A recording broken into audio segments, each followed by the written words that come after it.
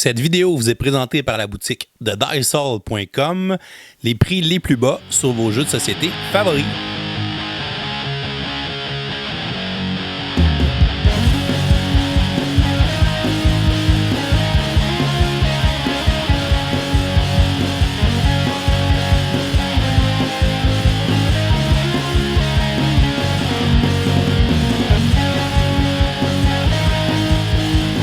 Bonjour chers amis joueurs, ici LP et bienvenue à ce nouvel épisode de Kickstarter 101 or Not. Aujourd'hui, je t'amène en pleine croisade alors que tu vas contrôler un ordre de chevaliers tentant de gagner la guerre des croisades et de répandre l'influence de l'Église et de ton ordre de Templiers partout dans cette région du monde.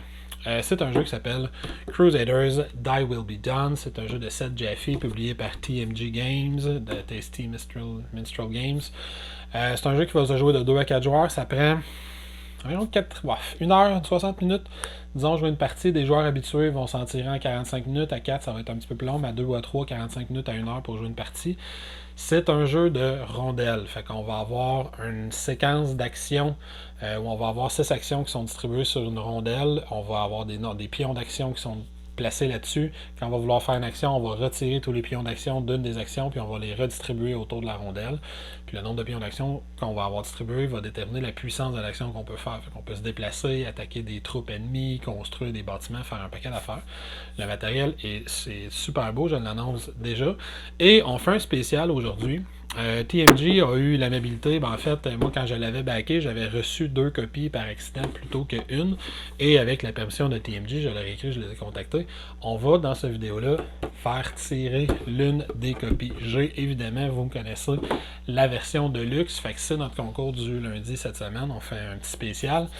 Fait que toutes les composantes que tu vas voir à l'intérieur du vidéo, ce sont les composantes qui sont à l'intérieur de la boîte qu'on va faire tirer. J'expliquerai à la fin du vidéo quelles sont les règles de ce petit concours-là. Fait qu'il reste jusqu'à la fin pour nous accompagner. Et entre-temps, je t'explique comment on installe ça, je t'explique comment on joue et je reviens à la fin pour te dire ce que j'en pense et quelles sont les règles du concours. Pour la mise en place de Crusaders, il y a quand même une couple de choses à faire. On va commencer par la mise en place du plateau. Premièrement, sur le plateau, on va aller choisir le bon côté. Fait qu'ici, j'ai installé une partie à 2 joueurs. Ça va être indiqué d'ici. Sur l'autre côté du plateau, on a le plateau pour 3 et 4 joueurs. Partout sur le plateau, il y a des espèces de petits symboles comme celui-là qu'on voit juste ici. Il y en a vraiment partout. On va avoir à brasser et de façon aléatoire. On va aller distribuer ces tuiles-là, qui sont les tuiles de bonus de construction en quelque sorte. On va aller les mettre aléatoires partout sur le plateau. De la même façon, on va mélanger tous les pions qu'on a, qui sont comme ça. Il y a 3 couleurs de pions, les dorés, les bruns et les gris. Et on va aller les placer sur chacun des petits symboles de drapeau qu'il y a partout sur le plateau. Ça, on a cette mise en place aléatoire-là.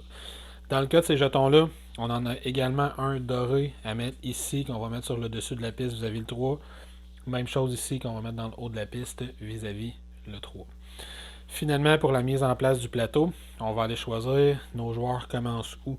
Fait que l'endroit où il y a l'espèce de petit symbole de cavalier d'échec indique les 2 cases de départ. Fait qu'en ordre de tour inverse, fait que donc le deuxième joueur va décider il commence où. Il va prendre l'un de ses chevaliers et décider où il commence. Le joueur suivant, le premier, va ensuite placer son plateau. Et pour son chevalier, dis-je. Et pour la mise en place du plateau, c'est ça qu'on va avoir à faire. On va avoir 3 séries de tuiles de majorité qu'on va se garder pas loin, qui ressemblent à ci. Fait qu'on a 2 tuiles pour les Slaves, 2 tuiles pour les Prusses, 2 tuiles pour les Sarrasins. On va se garder ça pas loin du plateau. Et on va se faire une réserve de points d'influence qui viennent dans des coupures de 10, de 5 et de 1. Là, on a la version avec les pièces de métal, évidemment. Fait qu'ils viennent avec des coupures de 10 et de 1. La réserve qu'on va faire, elle est indiquée directement sur le plateau. À 2 joueurs, on va avoir 140 points d'influence à displacer. C'est la réserve de points d'influence qu'on a pour la partie. Quand ça c'est fait, il va rester la mise en place individuelle à faire, puis on va être prêt à commencer à jouer. Pour la mise en place individuelle, chaque joueur va recevoir un plateau comme ceci. Un plateau qui va évidemment commencer vide, là, qui ressemble à ceci. On a plein de bonus de ressources, on a des endroits pour mettre nos troupes, mettre notre ordre de chevaliers et nos tuiles de placement. Et on va commencer par aller mettre tous les buildings au bon endroit. On va avoir les châteaux, les fermes, les temples, les églises, qu'on va aller placer sur notre plateau. On va respecter le petit symbole qui est ici. Puis on va aller tout simplement remplir tout ça. On a aussi des espaces pour mettre des cavaliers qui sont juste ici. On va aller placer nos jetons de troupes face cachée en ordre numérique, fait qu'on commençant par le 1 en chiffre romain. De l'autre côté, ils sont tous exactement identiques. On va aller les placer dans le haut. Sur cet endroit-là ici, on va aller prendre nos 6 tuiles d'action et on va s'assurer qu'on les met sur le côté de base. Fait qu'on a un côté qui est de base puis on a un côté qui est amélioré qui a 2 secondes. On va commencer sur le côté de base. Le premier joueur va tout simplement aller placer ça de façon aléatoire sur son plateau en les mettant au hasard. Et les autres joueurs, dans la règle de base, les autres joueurs vont matcher ce placement-là. Fait qu'ils vont aller placer leurs tuiles de la même façon. Sur chacune de ces tuiles-là, on va aller placer 2 jetons d'action, qui sont des petites espèces de jetons hexagonaux dorés. On va aller en placer 2 par tuile d'action pour commencer avec un total de 12. Quand c'est fait, tout ce qui reste à faire, c'est de piger 2 tuiles d'ordre de chevalier. On va décider quel ordre on est et il peut avoir des modifications, comme on voit ici que lui aurait un jeton d'action de moins, lui en aurait un de plus dans son setup. Disons qu'on choisit lui, on va aller le mettre là, fait que ça complète notre fiche de personnage. Lui il me dit sur une de tes tuiles, ça me le dit juste ici. During setup, place your 13th action token into the wedge of your choice. Fait que je vais aller le mettre sur le wedge, qui est l'une des tuiles triangulaires de mon choix. Et la mise en place individuelle est faite. On se garde ça pas loin, qui est un petit rappel des points de victoire en fin de partie, qu'est-ce qui vaut quoi. Et on est prêt à commencer à jouer. Donc, comment gagne-t-on, perd-on à Crusaders? Bien, premièrement, la partie va se terminer quand cette réserve de jetons-là va être épuisée. Au fur et à mesure que la partie va avancer, on va aller collectionner des points d'influence de différentes façons. Quand il n'y a plus de points d'influence dans la réserve, fait quand les 140 points d'influence ont été dépensés dans une partie à 2, on finit de jouer pour avoir un nombre de tours égal. Fait qu'on finit le tour en cours et on en joue un de plus si on a besoin pour qu'on ait un nombre de tours égal. Et ensuite, celui qui a le plus de points de victoire l'emporte. Je précise qu'on peut avoir distribué plus de 140 points d'influence. Fait que c'est pour ça qu'on en a d'autres dans la réserve. Là. Il en reste d'autres qui ne sont pas utilisés. Mais dès que le 141e point est pris, ben, ça va déclencher la fin de la partie. À la fin de la partie, on va aller voir qui a ramassé le plus de jetons dans 3 catégories. Fait que celui qui a le plus de jetons slave va remporter 5 points de victoire de plus. Celui qui est en deuxième place va en remporter 2. S'il y a une égalité en première place, on va tout simplement donner 3 à chacun des joueurs qui est d'égalité. Comme on est une partie à 2, il ne peut pas avoir d'égalité en deuxième place. On va faire la même chose avec les jetons Prusse et avec les jetons Sarrasin pour distribuer des points de victoire supplémentaires. On va également avoir des points de victoire qui vont être donnés pour chaque bâtiment de niveau 4 qui est construit. Fait qu'ici, on voit ces 4 points de victoire directement, tandis que lui, samedi, c'est 1 point de victoire par chevalier puis troupe que j'ai recruté, ainsi de suite. Fait que chaque bâtiment niveau 4 va me rapporter un certain nombre de points de victoire. Et en plus de ça, je vais avoir les points d'influence que j'ai accumulés pendant la partie valent 1 point de victoire chacun. Celui qui en a le plus l'emporte. Maintenant, la structure du tour de jeu, comment ça fonctionne? C'est un jeu très simple qui repose sur le principe de la rondelle. Fait qu'on va avoir 5 actions possibles qu'on peut faire. Il y a l'action Muster, il y a l'action Crusade, Influence, Travel qui est en vert et l'action Build. À son tour de jeu, on a toujours 2 options. Première option, on prend une action ou on a l'option d'upgrader une des zones de notre jeu. Quand on veut prendre une action, c'est extrêmement simple. On décide laquelle de ces actions-là on fait. Disons par exemple que je veux faire l'action d'influence. J'expliquerai dans le prochain segment chaque action, qu'est-ce qu'elle peut faire. Mais disons que je veux faire l'action d'influence. Le nombre de jetons qui est sur la tuile indique le nombre de la puissance de cette action-là. Fait qu'en faisant l'action d'influence ici, je la ferai une puissance de 2. Je pourrais faire une action de Crusade à une puissance de 2. Je pourrais faire une action de Muster à une puissance de 3. Travel à une puissance de 2 ou Build à une puissance de 2. Une fois que j'ai décidé de faire mon action, dans mon cas, j'ai fait une action d'influence puissance de 2, je résous l'action et ensuite je distribue les jetons en les envoyant un par un dans les zones suivantes. Fait qu'au prochain tour, j'aurai le choix entre Travel 3, Build 3, Travel 2, Muster 3, Crusade 2. Disons que je décide de faire mon Travel 3, ben ensuite je vais distribuer ça comme ça.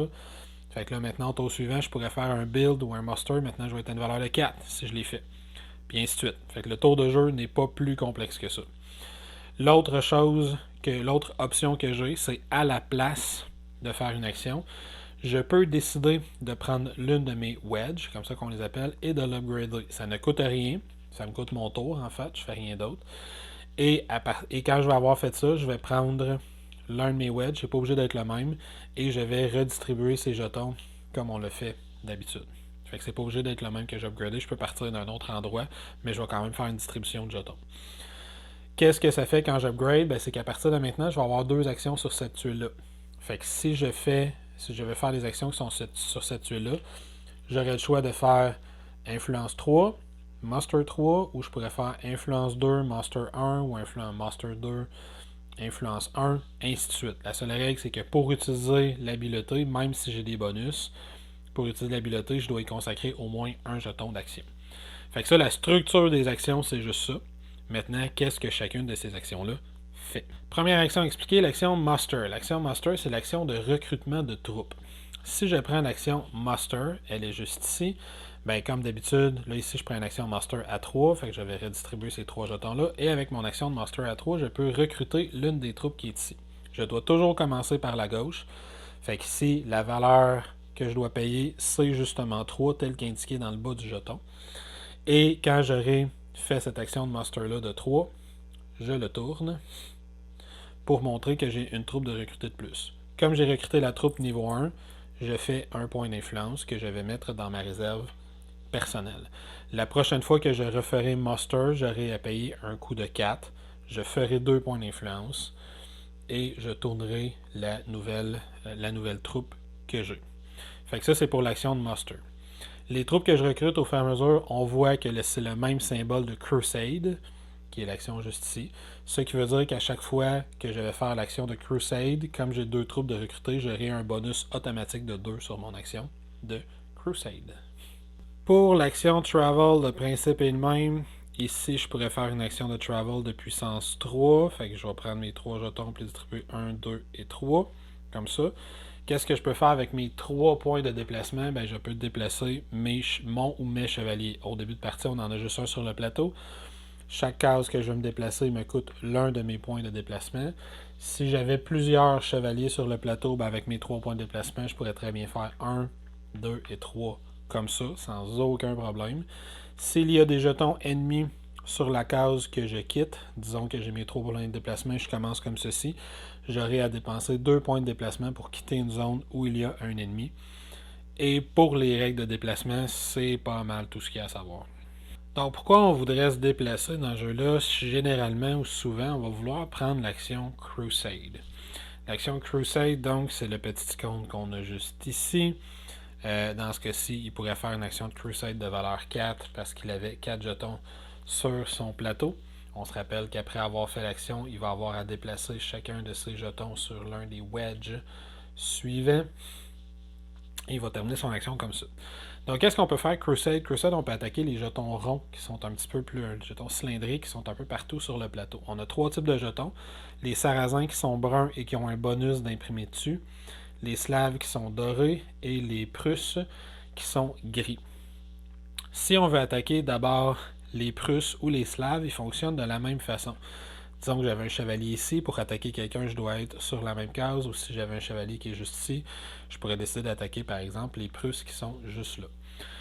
Pour attaquer quelqu'un, la valeur de combat qu'il faut avoir en Crusade est indiquée juste ici sur le côté du plateau. Fait que la première fois qu'on attaque les Prusses, on doit les attaquer avec une force de 3. Disons que c'est ce que je fais. J'ai un Crusade valeur de 4, donc je peux. Comme je l'ai battu à une force de 3, je vais ramasser 3 points d'influence que je vais mettre dans ma réserve personnelle. Et on va monter la force des Prusses. La prochaine fois qu'on voudra attaquer les Prusses, nous devrons les attaquer à 4. Je retire le jeton Prusse du plateau et je le garde pour les majorités de fin de partie. Je rappelle que celui qui va avoir battu le plus de Prusses pendant la partie va avoir un bonus de points de 5. Et pour les Prusses, ça fonctionne comme ça. Les Slaves fonctionnent exactement de la même façon. Les Sarrasins fonctionnent légèrement différemment. Ça leur prend toujours une valeur de 6 pour les combattre et ils donnent toujours 3 points d'influence. Par contre, ils donnent une récompense. La récompense qu'ils donnent est imprimée directement sur le jeton. Par exemple, ici, ça va me permettre de bâtir le bâtiment qui a le même symbole. Fait que je bâtirai gratuitement le bâtiment qui a le même symbole. Même chose avec ce jeton-là, c'est juste que c'est un symbole différent. Ça ici, ça va être le symbole de recrutement. Fait que je pourrais, en battant ce sarrasin-là, ce jeton sarrasin-là, je ferai mon prochain recrutement gratuitement sans avoir à le payer, puis je ferai les 3 points d'influence parce que j'ai recruté au niveau 3. Fait que pour le Crusade, c'est pas mal ça. Là, ici, dans mon exemple, disons que je serais rendu ici, j'ai fait un Crusade de valeur 4. Est-ce que je pourrais battre lui? Ben, normalement, non, parce que ça me prend 6. Mais on n'oublie pas que chaque symbole qui est sur mon plateau, qui est ouvert, qui est visible, me donne un bonus de 1 dans cette action-là. Comme j'ai recruté 2 troupes précédemment dans la partie, j'ai un bonus de 2 à chaque fois que je fais l'action Crusade. Fait qu'en ayant fait Crusade à 4, plus mon bonus de 2, ça me permet de me rendre à 6. Fait que je pourrais battre ce jeton-là. Je le gagnerai dans ma réserve. Je ferai 3 points d'influence parce qu'on fait toujours 3 points d'influence quand on bat à Sarrasin. J'irai chercher le bâtiment approprié qui a le même symbole que le jeton que j'ai battu et je le construirai gratuitement sur la zone, puis ça va me donner des petits bonus. Fait que pour l'action Crusade, c'est ça, on ne peut pas attaquer les chevaliers des autres joueurs, on ne peut qu'attaquer les 3 troupes sarrasins, slaves et prusses. Cela m'amène à l'avant-dernière, dis-je, action du plateau. Disons qu'on triche un peu puis je me place comme ça. L'action de build. Pour pouvoir faire l'action de build, je dois construire un endroit où l'un de mes chevaliers se trouve. Fait que je pourrais construire sur cette case-là, cette case-là. Et la case doit être libre d'ennemis. Donc, il ne doit plus y avoir de jetons sur la case. S'il y avait un jeton, on doit l'avoir enlevé grâce à l'action Crusade avant de pouvoir construire. Quand on construit, ben, la valeur de construction, je vais vous le montrer d'un peu plus proche, est imprimée directement sur le plateau. Fait qu'on voit que si je veux construire ce bâtiment-là, je dois avoir une valeur de build de 3, ensuite de 5, ensuite de 7 et ensuite de 9. 3, 4, 5, 6, 3, 4, 5, 6, puis en haut ici, j'ai 3, 4, 5 et 6 également. Je dois construire dans l'ordre, je ne peux sauter d'étape. Et à chaque fois qu'on construit un bâtiment, ce que ça me donne, c'est que ça me libère une icône qui va affecter toutes les actions de ce type-là que je vais faire plus tard. Et c'est précisé juste en dessous, c'est écrit pour être sûr qu'on ne se trompe pas. Fait qu'en ayant déjà construit ce bâtiment-là, j'ai une valeur de plus 1 build à chaque fois que je fais l'action de build. Fait que comme je fais l'action de build à 3, j'ai un plus 1 ici, ça me fait une action de build totale de 4. Si j'avais déjà précédemment construit ce bâtiment-là, ben, en faisant un build à 3, ben, je pourrais le faire avec une valeur de 5 parce que j'ai un bonus de 2. Puis au fur et à mesure qu'on débloque des bâtiments, on se débloque des bonus comme ça. Fait que pour l'action de build, c'est pas plus complexe. Ce qui reste à savoir, c'est les tuiles bonus sur le plateau. Chaque case en début de partie s'est fait donner des tuiles comme ça au hasard. Ces tuiles-là vont venir modifier l'action build et lui donner des bonus. Par exemple, si je construis sur une case qui a ce bonus-là, je peux construire le temple en économisant un point de build. Donc, je pourrais par exemple construire le temple qui est juste ici avec une valeur de 6 plutôt que de 7. Ou si je construis un château, il va me rapporter un point d'influence de plus. Par exemple, ici, si je construis un château, il va me rapporter un point d'influence de plus. Si je construis une ferme, il va me rapporter un point d'influence de plus. Comme ces deux jetons-là, le hasard ont fait qu'ils sont tombés sur la même case, ben, si je construis un château, il va me rapporter 2 points d'influence de plus. Combien de points d'influence donnent les bâtiments? Ben, c'est le chiffre qui est écrit en romain dans le petit drapeau. Fait qu'ils vont donner 1, 2, 3, 4 points, selon si c'est le numéro 1, 2, 3 ou 4 du bâtiment qu'on donne. Le château, au fur et à mesure qu'on les construit, le château sur le plateau, on va également débloquer des chevaliers. Fait que le premier château qu'on construit, on débloque notre deuxième chevalier. Si on construit le deuxième château, on se débloque, on améliore notre action Travel. Si on construit le troisième château, on améliore l'action Crusade et on se débloque un nouveau chevalier qui doit apparaître sur le château qu'on place. Fait que ça nous donne plus de possibilités de déplacement avec nos chevaliers. Le niveau 4 de chacun des bâtiments, c'est une façon de faire des points de victoire. C'est toujours ça. Fait qu'ici, le château, c'est 4 points de victoire pour chaque série de 1 jeton sarrasin, prusse et slave que j'ai. 6 points de victoire net. 1 point de victoire pour chaque chevalier puis troupe que j'ai recruté. Fait que maximum de 5 plus 3, 8. Puis ici, j'ai un 4 points de victoire pour chaque bâtiment de niveau 4 que j'ai. 4 points de victoire pour chaque bâtiment de niveau 4 que j'ai. Fait que je vais avoir différentes façons de marquer des points de victoire si j'amène mes bâtiments au niveau 4. Fait que ça fait pas mal de tour pour l'action construction. La dernière action, mais non la moindre, c'est l'action d'influence qu'on retrouve juste ici. Quand on prend une action d'influence, dans ce cas-ci, j'aurai une force de 5. On n'oublie pas les bonus. Plus 1 à cause de ce jeton-là. Plus 1 à cause de ce marqueur-là. Fait que j'aurai une force d'influence de 7. Je redistribue mes jetons. Fait que 1, 2, 3, 4 et 5.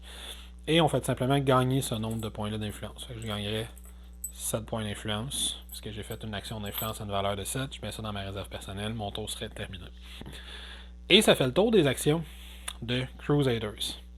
Je précise que dans le bas de sa fiche, il y a un petit résumé de son tour de jeu. Fait qu'on résout une action en prenant tous les jetons d'action de ce tour-là, de ce wedge-là, et en les distribuant. Puis ça me donne la force de cette action-là. Ou j'upgrade un des wedges. Puis là, je précise, vu qu'on est un petit peu plus loin dans la partie, comme je l'ai dit, si par exemple ce wedge-là était upgradé, et à mon prochain tour, je décide de faire build plus influence dans le même tour, je pourrais. Puis en plus, j'ai un bonus de 3 de build, puis j'ai un bonus de 2 d'influence. Par contre, je ne pourrais pas dire je fais influence à 4, 5, 6 et build à 3, parce que je n'ai pas attribué aucun jeton d'action à build. Pour pouvoir utiliser build, il faut que j'attribue au moins un jeton d'action. Fait que là, je pourrais faire influence à 5 et build à 4, ce qui me permettrait quand même, par exemple, de construire ce bâtiment-là ou celui-là. Et ça fait le tour de Crusader. Tout ce qui reste à dire, c'est ceci. J'en ai pas trop parlé, mais grosso modo, la tuile de chevalier qu'on va avoir en début de partie va nous donner un petit pouvoir particulier. Fait que lui, il a un jeton d'action de plus. Et quand il distribue, il peut commencer à distribuer à partir de sa propre case qu'il vient d'utiliser au lieu de commencer à l'autre. Fait que si je fais une action de, par exemple, travel de 3, au lieu de faire 1, 2, 3, je pourrais faire 1, 2, 3, les distribuer comme ça. Et chaque chevalier a un titre de pouvoir. Lui, dans le setup, il va avoir un plus 1 de travel tout au long de la partie. Fait qu'à chaque fois qu'il fait travel, il y a plus 1, puis il y a un chevalier de plus. Il va avoir le chevalier noir. Lui, il a moins 1 de travel tout au long de la partie. Fait qu'à chaque fois qu'il fait une action de travel, il est moins 1, mais il y a 2 actions de plus. Lui, il a juste 6 jetons d'action au lieu de 12. Fait qu'il n'y en a pas beaucoup. Par contre, il y a un bonus de 1 dans toutes les catégories à chaque fois qu'il fait une action. Ça peut être intéressant. Lui, il a juste 11 jetons d'action au lieu de 12, mais il commence avec 3 de ses 6 tuiles qui sont déjà améliorées. Puis ainsi de suite. Puis là, on en a tout un paquet avec des super matériels qui ont chacun un pouvoir différent puis un visuel intéressant aussi. Fait que ça fait le tour de Crusaders. Donc, Crusaders, Thy Will Be Done. Qu'est-ce que j'en pense de Crusader? Ben, je pense que c'est un très bon jeu. Commençons par les composantes. Là, vous avez vu, tout ce que vous avez vu dans la vidéo, c'est la version Deluxe. La version qui va être tirée, soit dit en passant, c'est cette version-là. Fait que c'est la version Deluxe. Fait que tout ce qui est composante de bois est transformé en composante de plastique. Fait que les petits chevaliers, les temples, les châteaux, c'est toutes des composantes de plastique. C'est super beau. Les seuls jetons de bois qui restent, ce sont les pions, le sarrasin, prusse et slave qui sont en bois. On a une espèce de petite feuille de collant qui arrive avec la boîte qu'il faut coller dessus. Il y a un petit peu de mise en place à faire, mais c'est pas si pire. Les jetons d'amélioration de bâtiments sont des très très très épais. Le plateau de joueurs individuel, très bien fait aussi. J'aime beaucoup comment ma tuile de templier vient se glisser dans l'extrémité en haut du plateau pour faire, puis ça finit la forme du plateau en quelque sorte. On a les slots pour mettre les troupes qu'on recrute. C'est un plateau qui est recess, là, qui est renfoncé, fait que les trucs ne bougent pas une fois que c'est là-dedans. C'est super matériel, très haute qualité. TMG Games, à chaque fois qu'ils vont une version Deluxe, c'est vraiment du vrai Deluxe, c'est de la haute qualité. C'est encore le cas ici. Au niveau du gameplay, je suis quelqu'un, je l'avoue d'avance, qui aime beaucoup la mécanique de la rondelle. Fait qu'on prend, je veux faire l'action A, il y a 4 jetons dessus, je la fais donc à une puissance de 4, puis ensuite je distribue le reste de mes jetons sur les autres actions. Fait que quand je veux faire une action quelconque, je veux faire un Crusade à 6, j'ai pas 6 jetons sur le Crusade, fait que qu'est-ce que je peux faire comme action préalable pour me préparer à mon Crusade pour éventuellement être capable de le faire de 6. Fait que je vais faire un Muster pour avoir un plus 1 Crusade. Je vais faire un Travel juste pour déplacer un jeton sur le Crusade, puis éventuellement je vais me placer pour le faire. C'est une mécanique que j'aime beaucoup. Dans ce jeu-là, ils l'ont fait à sa version la plus simple. Il y a juste 5 actions possibles. Il n'y a pas 36 000 affaires à comprendre pour les actions. Et les bonus qu'on va développer pour nos actions sont imprimés en couleur pour chacune des actions. Fait que c'est très clair. Quand je fais l'action Crusade, j'ai juste à compter le nombre de symboles Crusade que je vois sur mon plateau, puis c'est ça mon bonus. Je fais l'action d'influence, je vois que j'ai 1, 2, 3, 4, 5 points d'influence qui sont débloqués sur mon plateau, fait que quand je fais influence, c'est plus 5. C'est aussi simple que ça, fait que c'est le système d'amélioration de ma faction est très bien réussi. C'est très le fun de décider quel bâtiment je vais construire pour débloquer quelle action, puis de décider d'avance, je vais construire tel bâtiment, fait que la prochaine fois que je fais l'action build, je suis rendu avec un plus 1, ça me permet de construire telle affaire qui fait que si je fais travel, je peux aller une case plus loin, qui fait que si je fais crusade, ainsi de suite. C'est très intéressant de se planifier d'avance. Par contre, Ce n'est pas un jeu qui a une extrême profondeur. Fait que si on cherche des gros jeux, euro, gestion de ressources, d'influence qui vont durer 2 heures, ça ne sera pas celui-là. Celui-là, il va durer, quand on va être habitué, ça va prendre 45 minutes une partie, même à 4. Ça va très vite vider la réserve d'influence, ça va extrêmement vite. Fait qu'il faut pas penser qu'on va upgrader tout son plateau, qu'on va recruter tout le monde, construire tous les bâtiments, ça sera pas le cas. Donc, ça va finir relativement rapidement une partie. Notre première game à 2-3 joueurs va durer 1h15, en incluant la mise en place et les règles d'explication. Fait que c'est un jeu relativement léger dans ce genre-là. C'est presque un filler. Pas tout à fait un filler, mais c'est presque un filler. Quand on est rendu habitué de jouer, c'en est pratiquement un. Fait que si on veut un gros jeu lourd en gestion de ressources, c'est pas celui-là qu'on va aller chercher. Par contre, si on veut explorer la mécanique, cette mécanique-là de rondelle, se déplacer, attaquer des troupes, décider dans quel ordre on fait nos trucs, ça va être un jeu qui va être très le fun à jouer. Son plus gros défaut, c'est probablement la mise en place, parce que des jetons comme ceux que je viens de montrer, que j'ai vantés parce qu'ils sont très épais, ces jetons-là, qui sont les jetons qu'on va placer partout sur le plateau, qui vont donner des bonus de construction, des bonus d'influence quand on construit. Il y en a beaucoup à placer, ils sont placés de façon aléatoire, fait que ça prend du temps à toutes les placer au début de la partie. Même chose pour les jetons ronds, les jetons prusses et slaves et sarrasins. On les place au hasard partout sur la partie, puis ça prend du temps à placer, c'est un petit peu... ça se fait pas très bien, là, la façon de faire ça. Fait que c'est peut-être son plus gros défaut, puis c'est un défaut qui est relativement mineur. Au niveau des composantes, je n'ai pas parlé non plus des pièces de monnaie. La version Deluxe vient avec des pièces de métal. C'est toujours le fun à avoir dans un jeu. Puis donc, ça fait pas mal le tour. Fait que c'est un jeu que j'aime beaucoup. C'est pas un jeu extraordinaire, mais c'est un jeu bien réussi. C'est un jeu qui a une belle profondeur, mais qu'on passera pas, on n'a pas besoin de 15 parties pour l'explorer au complet, parce que veut pas, il y a 16 bonus qu'on débloque dans la partie maximum. Fait que quand ça va faire 2-3 parties qu'on a joué, ben on va savoir pas mal dans quel ordre on veut débloquer nos trucs. Fait que c'est pas un jeu qu'on va vouloir jouer 18 fois, mais ça reste un beau jeu, c'est un beau jeu d'introduction dans le genre. C'est un jeu qui sort bien dans des soirées d'animation parce qu'il est pas long à expliquer, il est pas long à jouer. C'est un jeu qui est quand même aussi, il y a l'avantage que cette petite tuile-là qui me donne mon ordre de Templier me donne un pouvoir qui est unique à moi. Fait que ça va affecter ma stratégie pour la partie. Je ne ferai pas nécessairement la même chose selon l'ordre que j'ai. Puis, dépendamment de ce que vous aimez ou non, c'est pas un jeu qui a de l'interaction entre les joueurs non plus. Tu fais ton affaire de ton côté. Parce que tu peux pas attaquer les autres joueurs, tu peux pas leur nourrir, tu peux rien leur faire. La seule chose qu'il y a en termes d'interaction, c'est que des fois, il va y avoir des courses pour certaines cases dans le jeu. Il y a une case où le château donne 2 points de victoire si on va en construire un là, fait qu'on va se dépêcher à tuer les troupes ennemies qui mènent à cette case-là pour essayer de rapidement construire un château sur cette case-là.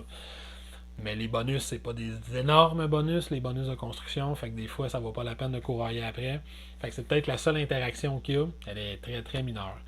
Fait que donc, si vous aimez la mécanique de rondelle, vous cherchez quelque chose de simple qui s'explique rapidement, qui se joue bien avec du super beau matériel, ça va être pour vous autres. Si vous cherchez quelque chose de très euro, très lourd, avec 3 millions de stratégies puis une possibilité de 72 games avant qu'on ait fait le tour, ça ne sera pas pour vous autres. Ça ne sera pas pour vous, c'est trop simple pour ça. Mais moi, c'est un jeu que j'ai beaucoup aimé. Ce qui m'amène à la finalité de cette vidéo-là, le concours. On va faire piger parmi les gens qui vont participer au concours cette boîte-là, qui est encore Shrink Wrap, qui m'a été donnée par accident, mais qui ont reconnu, qui m'ont laissé le garder. La boîte de Crusaders I Will Be Done de TMG Games. Salut les gamers, je vais interrompre LP quelques instants pour vous annoncer le gagnant de la semaine dernière pour notre concours de Wayfinder. Donc, la gagnante pour Wayfinder, il s'agit de Jade Courchaine. Donc, félicitations. Tu peux nous écrire à professeurboardgame@gmail.com pour nous envoyer tes coordonnées, qu'on puisse t'envoyer ton prix. Donc, de retour à LP pour les détails du concours de cette semaine pour Crusaders. Pour participer au concours, on va vous demander, de vous abonner à notre chaîne YouTube si ce n'est pas encore fait, et de nous laisser dans les commentaires quel est votre jeu préféré de TMG Games. Expliquez-moi rapidement pourquoi en une petite ligne. Et parmi ceux qui vont participer à ce concours-là, on va faire piger la copie, puis on va vous l'envoyer, la copie de Crusaders Die Will Be Done. Fait que sur ce, j'attends vos commentaires, j'attends de voir quel est votre jeu de TMG Games. Faites une petite recherche, TMG c'est le petit dragon comme ça, sur le côté de la boîte. Fait que laissez-moi ça dans les commentaires, abonnez-vous à notre chaîne YouTube, et si vous avez questions ou commentaires sur le jeu, évidemment, ou si vous avez des suggestions pour mon prochain vidéo, vous me laissez ça également dans les commentaires, ça va me faire plaisir. Vous pouvez également visiter notre page Twitter, Instagram, en plus de notre page Facebook pour vous y abonner et nous suivre. Et vous pouvez nous supporter sur Patreon si vous espérez que l'on continue à vous fournir du matériel, que l'on espère être d'excellente qualité, dis-je sur ce, ciao, à la prochaine.